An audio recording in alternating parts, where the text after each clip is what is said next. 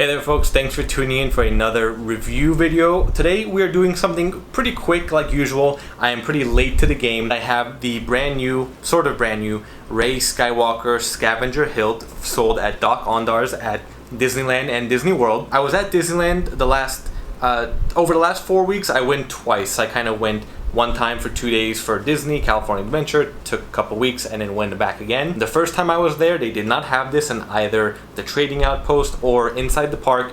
Second time I went, I checked in with the outpost and they said they will not be having it there. It's a in-park exclusive item. At that time, they also confirmed that the Mace Windu hilt was sold out and the Lightsaber was sold out both of those times. They hadn't gotten it in. I'm not sure when or if they will. Also, side note, up until this video, the 26-inch blades were also sold out, which is a bummer for me because I have one 26-inch blade. I need another one for my Temple Guard hilts, and I don't want to pay $60–70 on eBay because eBay scalpers are ridiculous. Anyway, let's get a quick look at this. The box is a little bit bigger than you will typically find. Why? I'm not sure, because the hilt isn't wide like the Kylo Ren where there's, you know, those two ends sticking out, the two emitters at the top where you would need it. It's a pretty narrow or thin hilt and it's definitely got some weight. It is probably the heaviest hilt I have held. Bottom just shows some battery instructions and the Rey Skywalker logo.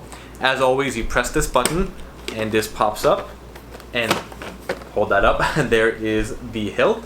I will say, when this was first revealed, I was incredibly disappointed. Disney, once again, didn't follow a few of the details that we see in the actual hilt. Overall, it looks good. I think this is my favorite legacy lightsaber, but I'm not keeping it. I am sending this off to a friend. He did buy it off of me for retail cost. I didn't charge anything extra. A few things I don't like about it, where of course I've been very critical of the legacy lightsabers.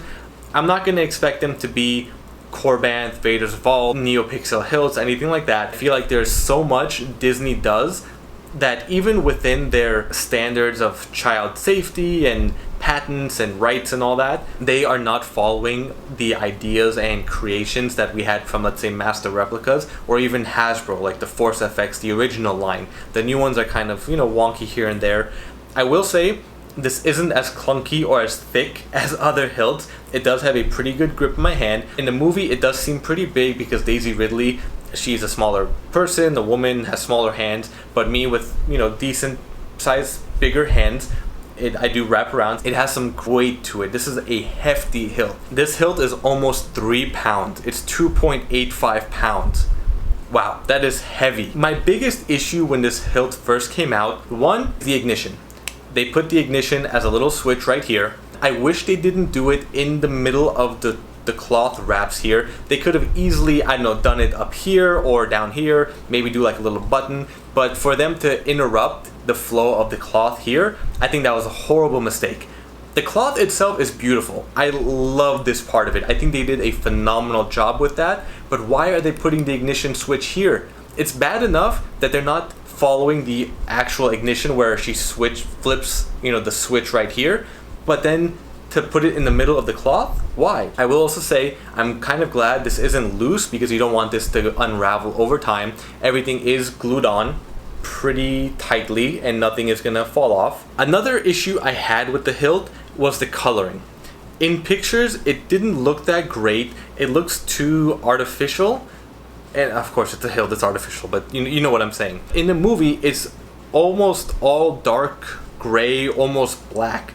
We don't have like this kind of off grayish blue color with these forced weathering around it. Some of it looks okay, like we have in the middle of all the coils and the screws, down here on all the crevices, but then you're just blasted with weathering on these big areas, and then here, nothing. Here, almost nothing. Here, nothing. The bottom, nothing. Inconsistent in that manner and just ugly to me. So I do wish they either didn't do any weathering, or I think the weathering would look better if it was more sporadic and not so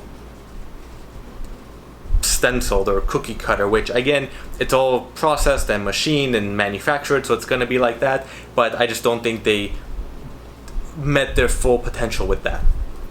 Overall though, the details look pretty cool. They did follow all of that. This clip I don't believe was in the film. I could be wrong, I'll need to look at that again, but I know some people have had issues with this going on their belt clips. I don't have a belt clip to test that out, so I do apologize about that. The battery pommel, this one slips on the bottom. Feel like you have your battery pack most secure, and it will just fall out like that. And if you can get that back in. I feel like the rest of them, the battery packs are kind of sticking out already, or they don't have like a little gap for you to hold it. So you have to make sure you do hold on to that so it doesn't fall off. Here's a look at the top. And the ignition area, which again, another issue that they could have changed. I don't know how easy it would have been, but of course in the movie when you see her flip the ignition, these open up automatically, but you have to do it yourself. The blade is a plug-in. You can't really expect that, but that is cool how they have all that attention to detail here. I think they did a great job at that, and you don't have some extra crazy emitter to change the whole style of it. Something else that I'm not a fan of with like the thin neck sabers, that you have to add a whole separate piece that completely ruins the look of the hilt. Here at least they gave you all that space in the middle, and when you're not using it, you just close them all up, and that's how it looks.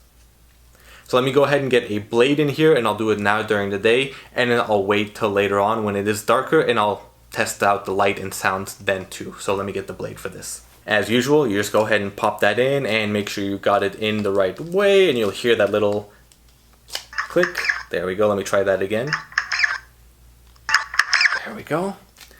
And I guess you can kind of adjust these to however close you want it. I know in the film it's not exactly sticking all the way out. They are kind of angled towards the blade. So yeah, that looks cool. And they do stand so they won't really fall towards it. And just switch. There we go, it was already on. So during the day.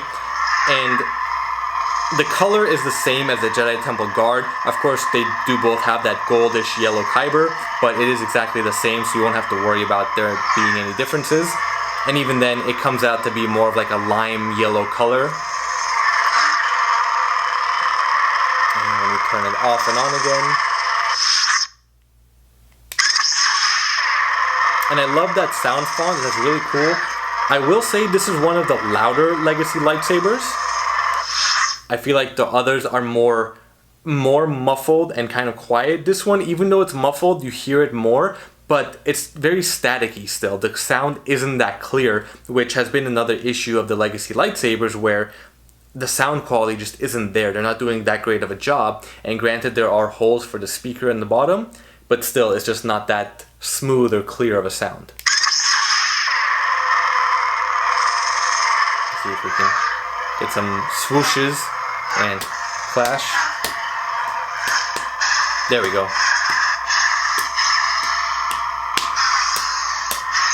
I feel like this one isn't as sensitive as other ones. When you hit the blade, you kind of get more of a flash immediately. The sun has gone down, and I just have my ring light on now, so let me turn it on one more time just so you can see some only artificial light with the lightsaber.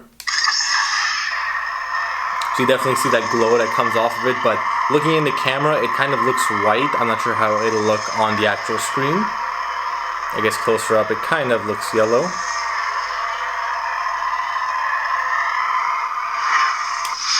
Let me go ahead and turn off the light, and then we'll see this in complete or almost darkness. There we go. So I think on camera it definitely looks a lot brighter, and it's, don't get me wrong, it's not a dull light, it's just the way the actual light is shown, because you see all the individual bulbs, and compared to a NeoPixel, of course it's not going to be that or as bright, but it definitely adds some color to the room. And I did take this to Galaxy's Edge for the first time, actually my Temple Guard lightsabers, and it, you know, it came up on the camera pretty well, but again, not as bright as a NeoPixel. There we go.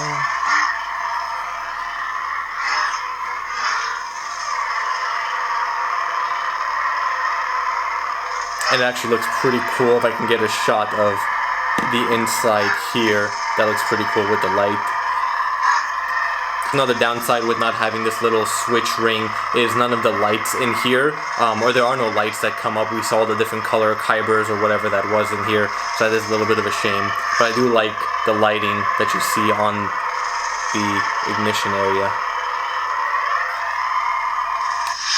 Well folks, that just about does it for my Rey Legacy lightsaber, Rey Skywalker, Rey Scavenger, yes it is Rey Skywalker, that Scavenger hilt review. Overall, pretty decent hilt. Like I said, it is for a friend. I don't really regret not picking it up for myself. I really do want to get one of the custom ones from, I believe, Pack Store, or I'm not sure who else, if anyone else does make it, but I'm sure it'll be a lighter weight hilt. It'll have all the proper colors, and of course it being NeoPixel. I've heard you can convert these to NeoPixel, but it's too much hassle and too expensive for me. I'd rather just get an actual NeoPixel hilt. If you have any questions or comments, remember to leave them down below. Be sure to like my video, subscribe to my channel, and stay tuned for future videos. Thank you.